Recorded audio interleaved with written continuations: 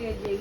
At di mga kapuso, taon-taon na ganyan nga po ang Siya. nasaksihan natin kwento ng Diba, ating kala niyo, mga OFW na kailangan lumisan para tumuto o tulukan ang kanilang mga pamilya at muling bumabalik sa Pilipinas para maranasan ang Pilipino Pasko. At yung muna ang latest, balik muna sa iyo. Maraming salamat sa iyo. Thank you, Soya. Napaaga ang penitensya ng ilang pasahero naghihintay pa rin ng masasakyan sa Batangas Port. Ang tanong, aabot kaya sila sa Pasko? Kamusta yung ating live? Ang ng anak mo ah. Masaya magkamukha sila tin oh.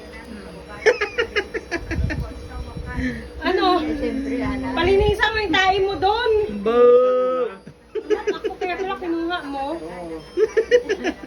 Linisan mo doon na. Mag-practice ka na. Kagat na naman yung dila niya oh.